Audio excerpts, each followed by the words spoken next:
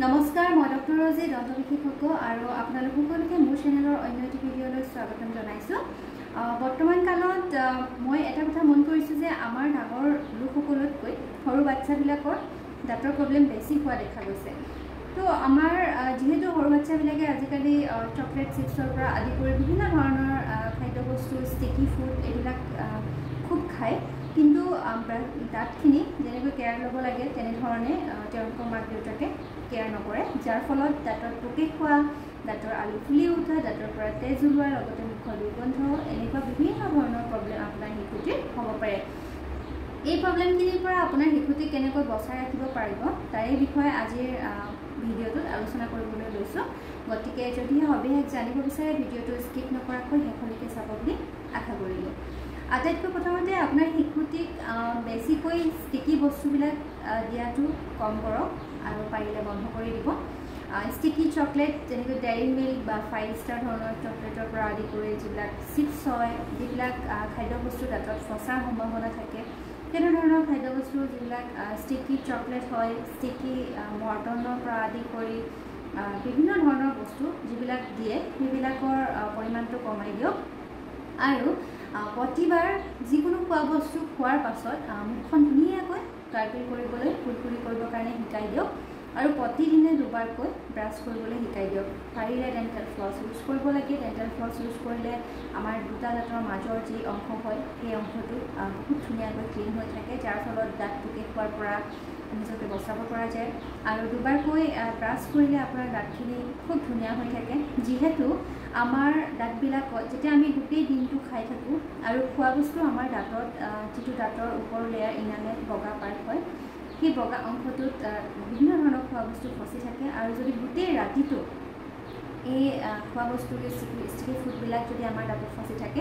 তেতিয়াহ'লে আমাৰ মুখৰ ভিতৰত বিভিন্ন ধৰণৰ যি বেক্টেৰিয়া থাকে সেই বেক্টেৰিয়া এটেক কৰি পেলাই আমাৰ দাঁতত পোকে খোৱা, যিটো মেডিকেল ভাষাত ডেণ্টেল কেৰিজ বা কেভিটি বুলি কোৱা হয়, সেই কেভিটি হয়, দেখিবলৈ ক'লা ৰঙৰ হয়। তাৰ ফলত লাহে লাহে যেতিয়া বেছি হৈ যায় গাঁত হ'ব, তাতে বেছিকৈ খোৱা বস্তু ফচিবলৈ ল'ব।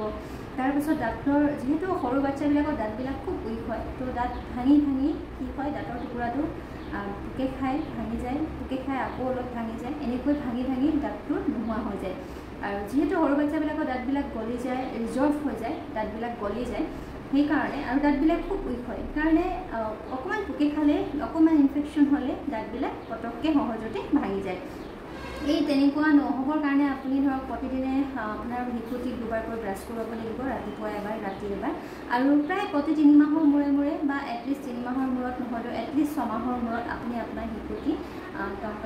দন্ত চিকিৎসকৰ পৰা এবাৰ পৰামৰ্শ লওক। যাতে কিবা যদি আপোনাৰ প্ৰব্লেম হৈছে বা ডেণ্টেল কেভিটি হৈছে বা দাঁত পোকে খাইছে, তেতিয়াহ'লে একেবাৰে ষ্টাৰ্টিঙতে গম পায় আৰু তাৰ ট্ৰিটমেণ্ট কৰাই ল'ব পাৰে। যিটো ফিল আপ হয়, ফিল আপ কৰাই ল'ব পাৰে। আৰু যদিহে ফিল আপ কৰাই লয়, তেতিয়াহ'লে তাতে কোনো ধৰণৰ খাদ্যবস্তু ফচাৰ সম্ভাৱনা নাথাকিব। আৰু খাদ্যবস্তু নফচিলে ধৰক দাঁতৰ পোকে খোৱা যিটো হয় এৰিয়াটো সেইটো বাঢ়ি নাযায় আৰু তাৰ ফলত দাঁতটো বাচি যাব।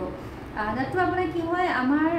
যিহেতু গাখীৰ খোৱা দাঁত হয়, গাখীৰ খোৱা দাঁতখিনি সৰি যোৱাৰ পাছত, উঠাই দিয়াৰ পাছত আকৌ নতুন দাঁত আমাৰ মুখলৈ আহে। আৰু সেই গতিকে আমাৰ পেৰেণ্টছসকলে গুৰুত্ব নিদিয়ে। কিন্তু যদিহে এটা দাঁত আপোনাৰ ধৰক গাখীৰ খোৱা দাঁত ওলোৱা বা গাখীৰ খোৱা দাঁত সৰা, নাইবা আপোনাৰ মেইন দাঁত ওলোৱা বা সৰা, এটা কি হয়, সঠিক এটা বয়স থাকে। তো সেই বয়সৰ আগতে যদি দাঁতটো বেয়া হৈ যায়, আপোনাৰ শিশুটিৰ দাঁতটো বোলে 3-4 বছৰতে সৰি গৈছে, 3-4 বছৰতে বেয়া হৈ গৈছে, খুব বিষ, খুব ইনফেকশ্যন, যাৰ ফলত দাঁতটো ধৰক 5 বছৰৰ ভিতৰত উঠাই দিবলগীয়া হৈছে, 5-6 বছৰৰ ভিতৰত। আৰু সেই উঠাই দিয়া ঠাইডোখৰতো আপোনাৰ দাঁতটো বোলে সোনকালে সৰি গ'ল, বোলে নতুন দাঁতটো পাৰ্মানেণ্ট দাঁতটো সোনকালে আহি যায়, তেনেকুৱাতো নহয়। পাৰ্মানেণ্ট দাঁতটো আপোনাৰ অবভিয়াছলি যিহেতু 9 বছৰৰ পৰা 12 বছৰৰ ভিতৰত আহে সেই ঠাইত, তো কি হয়, সেই যেতিয়ালৈকে আপোনাৰ দাঁতটো উঠাই দিলেও যেতিয়া আহিব থাকিব নতুন দাঁতটো, যেতিয়া ওলাবলৈ বয়স হ'ব তেতিয়াহে ওলাব। সেই গতিকে এই দাঁতটো নাথাকিলে আপোনাৰ শিশুটিয়ে খাব কেনেকৈ? তো কি হয়, বেছি ইনফেকশ্যন হ'লেতো দাঁতটো উঠাই দিব লাগিব, নাইবা আপোনাৰ বাৰে বাৰে বিষ হৈ থাকিলে মানে আপোনাৰ শিশুটিয়ে খোৱাত কষ্ট পাব।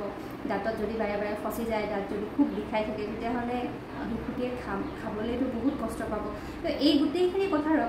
লক্ষ্য ৰাখি এগৰাকী মানে পেৰেণ্টছ মাক দেউতাকৰ মানে এইটো দায়িত্ব থাকে যে তেওঁলোকৰ শিশুটিৰ দাঁতখিনি কেনেকৈ তেওঁলোকে কেয়াৰ কৰিব পাৰে, কোনো ধৰণৰ প্ৰব্লেম নোহোৱাকৈ যেতিয়ালৈকে পাৰ্মানেণ্ট দাঁত নোলায় তেতিয়ালৈকে প্ৰাইমেৰী দাঁতখিনি যিখিনি গাখীৰ খোৱা দাঁত হয় সেইখিনি যাতে খুব ধুনীয়া হৈ থাকে, খুব ধুনীয়াকৈ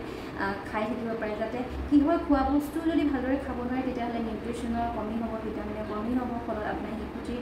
ইমিউন ছিষ্টেম উইক হ'ব যাৰ ফলত বিভিন্ন ধৰণৰ বেমাৰ হ'ব পাৰে তো গোটেইখিনি কথা লক্ষ্য ৰাখি আপুনি আপোনাৰ শিশুটিক প্ৰতিদিনে দুবাৰকৈ ব্ৰাছ কৰাব মাউথৱাছ ইউজ কৰোৱাব ৰাতি শোৱাৰ আগতে আৰু বিফৰ বেড মানে শুবলৈ যোৱাৰ আগতে কোনো ধৰণৰ ষ্টিকি ফুড খাবলৈ নিদিব নাইবা ব্ৰাছ কৰোৱাব যদিও নোৱাৰে এটলিষ্ট ফুলফুলি কৰোৱাব কিন্তু ব্ৰাছ নকৰোৱালে আপুনি দিনৰ দিনটো খাই থাকে সেই গতিকে দিনৰ দিনটো খাই থকা বস্তুখিনি যদি ৰাতি দাঁতত ফচি থকা বস্তুখিনি যদি আপুনি ব্ৰাছ মানে কি হয় ব্ৰাছ কৰাই দিয়া নহয় তেতিয়াহ'লে আপোনাৰ শিশুটিৰ দাঁতত কেভিটি হোৱাৰ এটা সম্ভাৱনা থাকে মানে কেভিটি হ'বই সেইটো একেবাৰে চিয়'ৰ সেইকাৰণে আপুনি আপোনাৰ শিশুটিক ফুচুলাই মেলি হ'লেও ৰাতিপুৱা ব্ৰাছ কৰিব নালাগে কিন্তু ৰাতি ব্ৰাছ কৰা বুলি হ'লেও আপুনি যাতে কৰোৱাই এই কথাখিনিতে মই আপোনালোকক অৱগত কৰিব বিচাৰিলোঁ কিমানখিনি পাৰিছোঁ নাজানো কিন্তু মই যিমানখিনি আপোনালোকৰ সহায় হ'ব বুলি ভাবিছোঁ সিমানখিনি মই আপোনাক সহায় কৰিবলৈ চেষ্টা কৰিছোঁ আৰু যদি কিবা আপোনালোকৰ কনফিউজন আছে বা কিবা যদি কথা জানিব বিচাৰে তেতিয়াহ'লে কমেণ্ট ছেকশ্যনত গৈ কমেণ্ট কৰিব অনলাইন যোগেও কনচালটেশ্যন কৰাব পাৰে আৰু আপোনালোকৰ যদি কিবা প্ৰব্লেম হৈছে ডেণ্টেল ৰিলেটেড দন্ত বিভাগৰ কিবা যদি প্ৰব্লেম হৈছে তেতিয়াহ'লে অনুগ্ৰহ কৰি মোৰ লগত কণ্টেক্ট কৰিব পাৰে মোৰ চেম্বাৰটো আহিব পাৰে আৰু কণ্টেক্ট নম্বৰ অলৰেডি দিয়া আছে অনলাইন যোগে কনচালটেশ্যন ল'ব পাৰে আৰু যদি আপোনালোকৰ কোনোবাই প্ৰথমবাৰ চাইছে চেনেলটো তেতিয়াহ'লে অনুগ্ৰহ কৰি ছাবস্ক্ৰাইব কৰি ল'ব যাতে মই দিয়া ভিডিঅ'ৰ নটিফিকেশ্যনবিলাক আপোনালোকে সময়মতে পাই থাকে আৰু আপোনালোকৰ যাতে অলপ সুবিধা হয় ফ্ৰেণ্ডছ আৰু ফেমিলি মেম্বাৰকো শ্বেয়াৰ কৰি দিব যাতে ডেণ্টেল এৱেৰনেছৰ বিষয়ে তেওঁলোকেও গম পায় তো আজিলৈ আহিছোঁ আপোনালোক সুস্থ থাকক খবৰ থাকক তাৰিখ কামে আকৌ লগ পাম এটা নতুন ভিডিঅ'ত এটা নতুন টপিকৰ সৈতে আজিলৈ আহিছোঁ নমস্কাৰ